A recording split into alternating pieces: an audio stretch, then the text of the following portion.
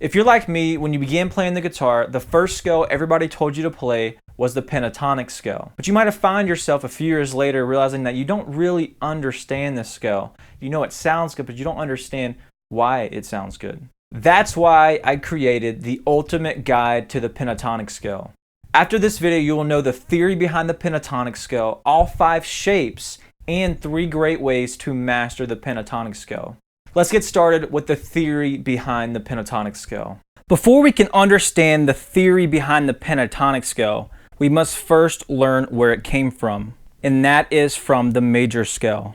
The major scale is the foundation of all music theory. It takes the 12 notes that we have in music and orders them in groups of 7. You simply choose one note as your starting point, and you follow a whole step, half step, whole step, half step formula, and that gives you the 7 notes of that particular major scale. From the major scale, we can create chords, chord progressions, melodies, and songs. Today, we're going to be using the key of G major. So basically, all we do is we start on a G note, following the musical alphabet, and that will give us the notes G, A, B, C, D, E, F sharp.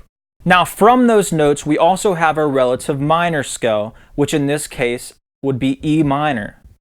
Now all you do to find the relative minor is you count up to the 6th note of the major scale. So if we went G, A, B, C, D, E, right? We end up on the E, that's gonna be a relative minor. Now really, that's the only thing different between the major scale and the minor scale.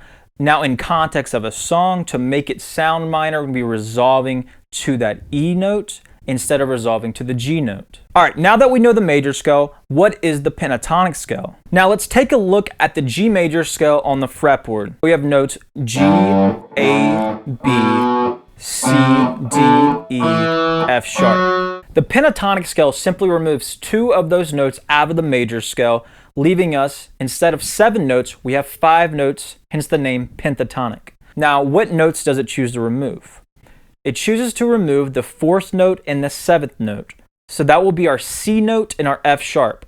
So we no longer have that in G major pentatonic, leaving us with G, A, B, D, E. And keep in mind, just like the G major scale, the relative minor is E minor, the same thing with the pentatonic. So G major pentatonic is the same exact scale as E minor pentatonic. Now that you know the theory behind the pentatonic scale, let's learn it all over the fretboard. So the first shape that we're going to go over is the classic E minor pentatonic scale, which looks like this. Now before we cover all the different pentatonic shapes, I want to first state that these are 2-note per string scales, which literally means we're playing 2 notes, then we move to the next string, play 2 notes, move to the next string, play 2 notes, and so on. So each of the 5 shapes are going to follow that pattern. And like we just covered, the notes that are going to be at our disposal are going to be G, A, B, D, and E. So the first shape actually is going to be starting on an E note. So it's going to be going E, G, A, B, D, E, G, A, B, D, E, G.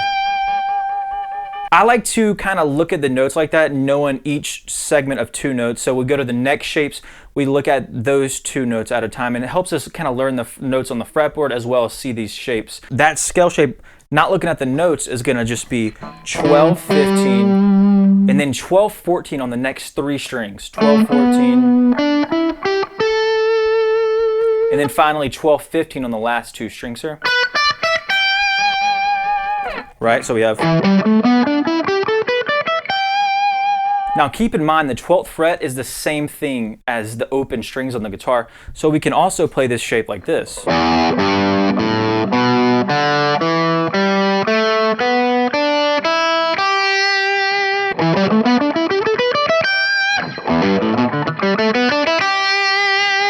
Alright, so our second shape is going to start on a G note. Well, I'm going to show you on the 3rd fret, and it's going to look like this.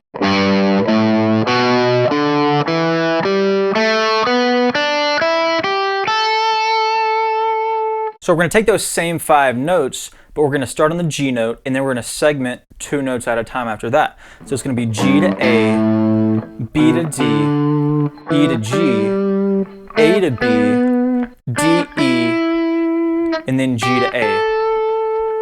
right? And the frets are 3, 5, 2, 5, 2, 5, 2, 4, and then 3, 5, 3, 5. So that's our second shape of the pentatonic.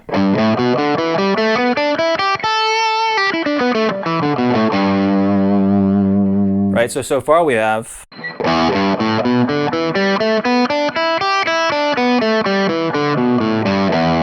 shape 1 and then shape 2.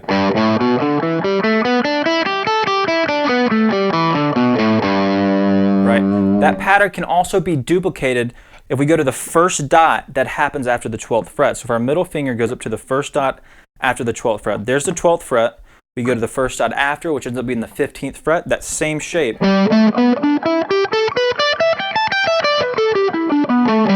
works right there as well. So we could also play shape 1 and 2 up here.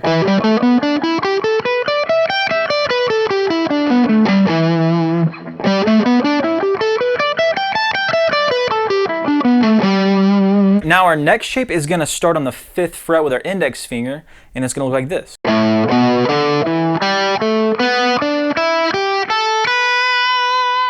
Right, now we're starting on an A note this time. It's going A, B, D, E, G, A, B, D, E, G, and then A to B.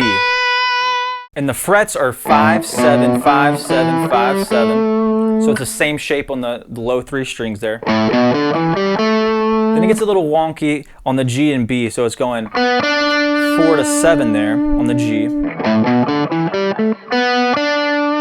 And we go 5, 8 on the B.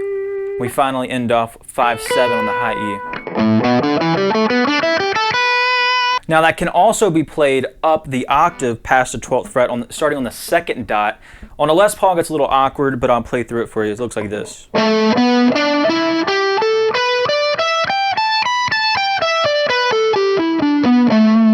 So that's our shape 3 there. Now shape 4 starts right here. And that's going to be starting with a B note. So we go B, D, E, G,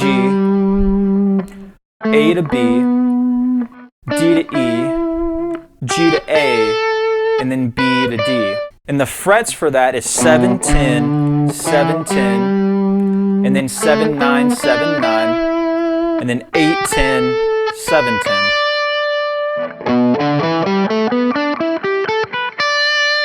Now that can also be played way up here. I'm running out of room, but it would look like something like this.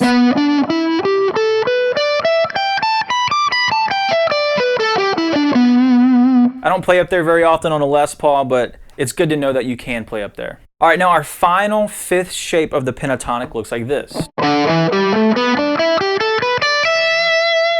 Right? With the notes D to E, G, A, B, D, E, G, A to B, and then D, E.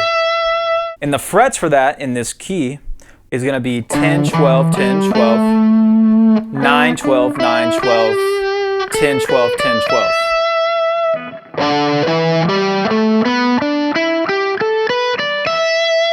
So I'm going to briefly walk through all 5 shapes for you guys. So for the first shape looks like this.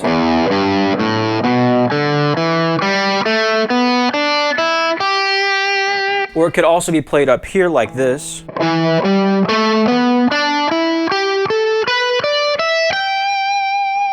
Shape 2 looks like this.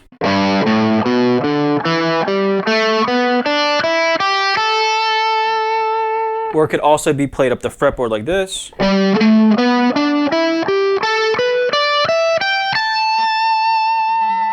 Shape 3 looks like this.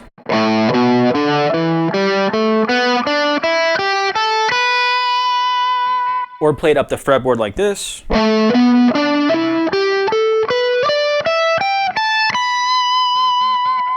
Shape 4 looks like this.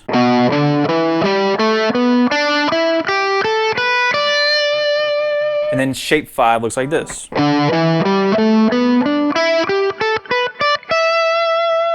So now we just covered the entire G major pentatonic / E minor pentatonic, all over the fretboard, all 5 positions, right? We cover the note names and the frets that are used to play these scale shapes. Now, the most important thing that comes after this is how to practice these shapes to master them. Well, the first thing I recommend you do every day to master these scale shapes is to simply walk through all 5 of the shapes up and down the fretboard to get the muscle memory of each individual shape. The second thing is for each day to isolate one specific pentatonic shape over a backing track or a loop or something like that, or you could just noodle by yourself. Take one shape, maybe shape 3, and limit yourself to that shape. Do not allow yourself to move out of it, and just walk up and down it, muscle memorizing yourself with the shape, but also trying to come up with different melodies, different phrases, see what sounds good, see what ideas you like in that particular shape, and then the next day choose another one, do the same exact process. Spend about 5 to 10 minutes doing this a day, trying to learn how it sounds, each shape feels on the hands. You know, each shape has their own kind of characteristic. Even though they're the same notes, they have a different kind of vibe and different sound on the fretboard.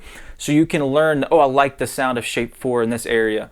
I like the sound of shape 5 here. I like the shape 3 over here. And you start making all these mental notes when you're solo and you connect those all together. But it's very important to do step 2 and isolate each position and force yourself to come up with as many good ideas in that area as possible. And then the last thing is to stop yourself from going to the classic position 1 pentatonic shape all the time. If you're like me, when you pick the guitar up, you're probably always starting off right there in position 1. No matter what key you're in, you're throwing in that kind of position 1 shape there, that first shape. And the reason why is because it works great on the fretboard. It sounds really, really good, but it could be limiting, and it's going to make it where those other 4 shapes don't get as much practice as that one. Start kind of policing yourself, catching yourself, and be like, hold on, when I pick the guitar up, I want to start in position 2 today. You know, and you might go,